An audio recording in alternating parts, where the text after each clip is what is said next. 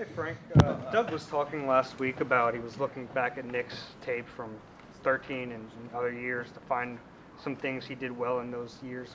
What did you guys find, and are there things that you can use on Saturday? Yeah, I mean, I think we use everything at our disposal to get our team ready, which includes learning every detail. It's like sometimes when you have children, where you want to know every movement, you want to know what makes them tick. As coaches, that's what we do. We want to know what makes our players tick. So looking at every available, that's the great thing about technology today. It's easy to pull something up and take 5 minutes to look at something old. So just reinforcing a lot of what we're already doing, to be honest with you. When you watch the Falcons tape, what stands out right away? I think what stands out with watching their tape, their defense is playing very fast and very aggressive. I think this is obviously they had a tremendous year as a team last year. I think their defense has stepped it up a notch even from last year, playing fast and playing aggressive.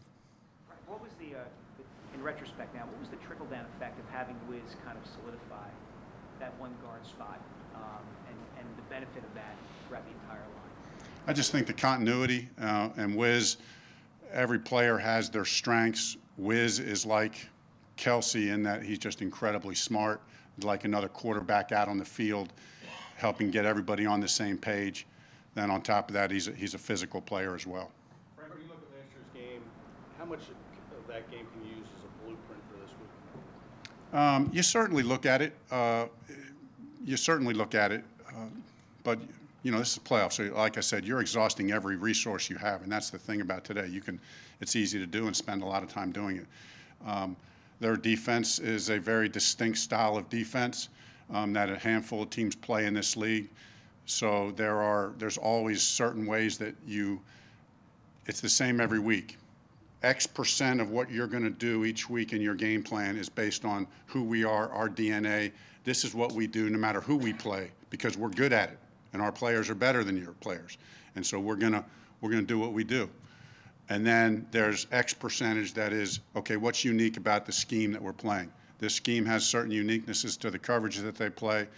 But even within that scheme, they play it slightly different than everybody else. So you look back on it, you maybe pick up one or two things. But I'm focusing honestly more on this film this year.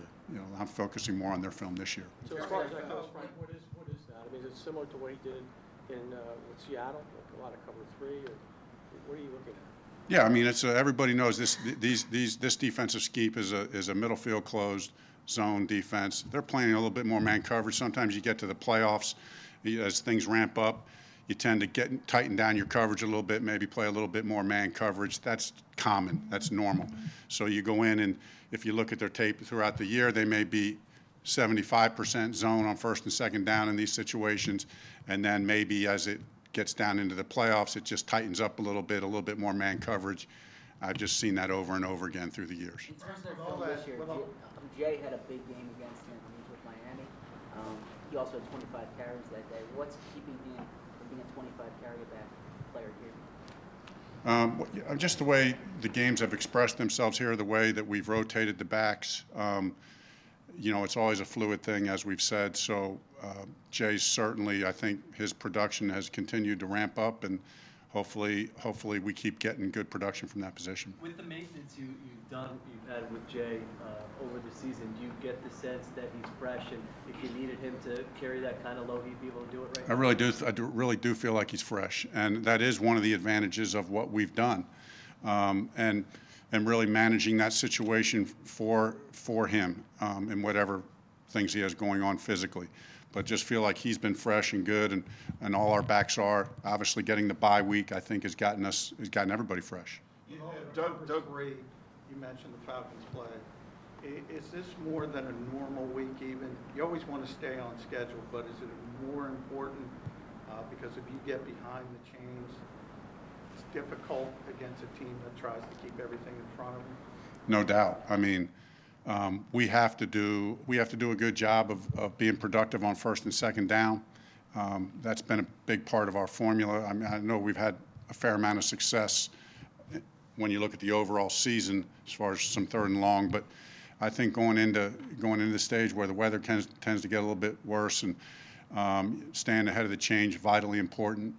this defense, they can get after the passer. They got a good pass rush and playing fast. And like you said, in that zone defense, you keep everything in front of you. So we have to be better production on first and second down. You said only a couple of teams kind of play that style defense. You played the Chargers earlier this year. Gus Bradley comes from there. Do you see a lot of similarities from their defense to Atlanta's? Yeah, I do. I mean, I think there's similarities. There's similarities in all those teams that have done that and played that. Definitely similarities there. Although it does express itself slightly different, and that's based on the personnel. And that's why there's, say, 3 or 4 factors that go into how it expresses itself and how they play what a lot of people refer to as their 60-40 safety. We're normally in a 3-deep zone. The free safety's playing right in the middle of the field. This defense, one of the trademarks of it, this free safety is usually outside the hash. He's in the 60-40 range. You know what I'm saying? So, and then how they cover the weak hook and who's covering the weak hook, how they can insert different bodies there. Each coordinator handles that different. We look at that, we know, is it the linebacker? Is it a nickelback? Is it a safety? How do they do it? Who's the zone drop defender? Who's the carry defender? Those are all the things that we look at, like, in detail. I mean, express detail about who's in that spot, how well, what's their technique there, and then how do we take advantage of, and how do we find leverage? How do we find spots that we can put our players to create holes? What does Nick have to do in terms of improving his downfield throwing? I mean, I just think we have to, again, it goes back to what was said earlier, let's stay ahead of the change, let's run the ball effectively. We got to mix it up. I mean, you just can't be one-dimensional. As much as we and everybody else wants to run the football, you have to be able to stay aggressive in the pass game and get the ball down the field. Nick has proven that over the length of entirety of his career. He not only can get the ball downfield, he can do so very well. He wants to throw the ball downfield. He's aggressive in his mindset, as aggressive as guys I've been around. I mean, he's looking to throw it down the field. So some guys are the dink and dunk kind of guys. That's not Nick. I mean, Nick is aggressive.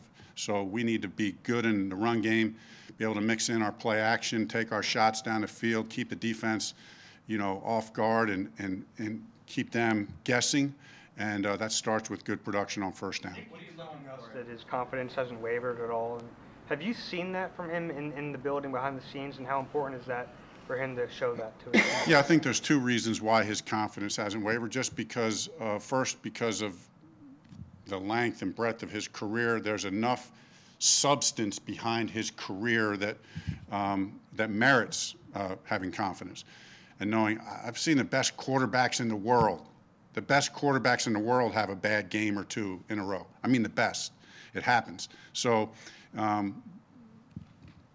all the reason to have confidence. But I think, secondly, and equally as important, is the confidence that he has is in the other guys surrounding him, mainly the guys up front, his receivers, the defense that is on the other side of the ball, the special teams. This is a team. Coach said at the beginning of the year we were going to set out to do something special, and that's what we believe. That's what we believe we're in the process of doing. What do you think what has held back Nick from hitting those downfield throws, though? I mean, we've seen it in the past, but I think the longest pass to a wide receiver in a stretch has been 27, 28 yards. I think in the first game, I would say the production of quote-unquote 4 touchdowns, no interception, although that's not, as you're saying, the 50-yard throw down the field as much, but it's still big play production. You can put big plays into the category of, I would put big plays into the category of long plays down the field, big plays on third down, equal conversions, and then touchdown throws in the red zone. To me, those are 3 categories of big plays. So I would say in one of those games, we've had good production from that position. The other one, we weren't good enough as a whole, as an offense, in any area, coaching, playing, we just weren't good enough. So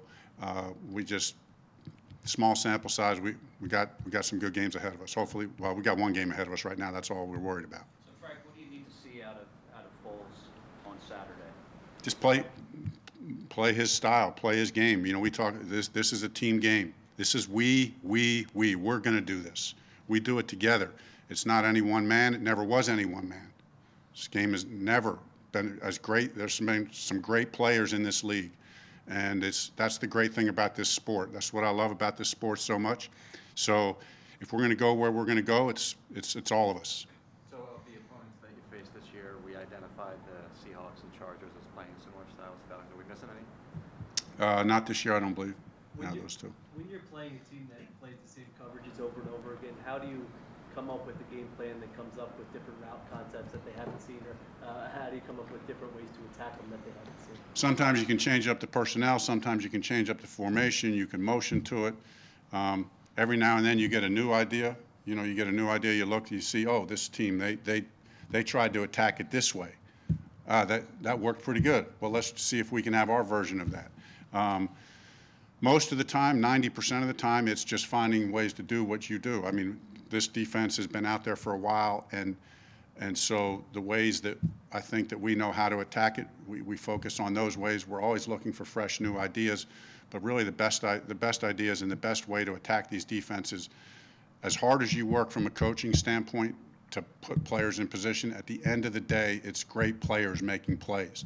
And so that's what we have confidence in, that we have the guys to do that. On that note, what's the best way to combat team speed and the speed they have in defense? Well, I think speed is they definitely have speed, but there's two things I think of. It's not just speed. I'm no science or physics expert, but force equals speed times mass. So you can be really fast and have X force output, but when you combine strength and speed and quickness, so I think that's what we can bring to the table in both the run game and the pass game. When you say that Foles needs to be himself, what does that look like in your mind? You know, not trying to force anything. That's a fair question. I mean, not trying to force anything, but being aggressive. He's got an aggressive mindset. I remember his first day here, talking to him about how he plays the game and just picking his brain, just talking quarterback play, and I could just see his eyes light up with this aggressive mindset. I like to throw the ball down the field. I play an aggressive style of ball.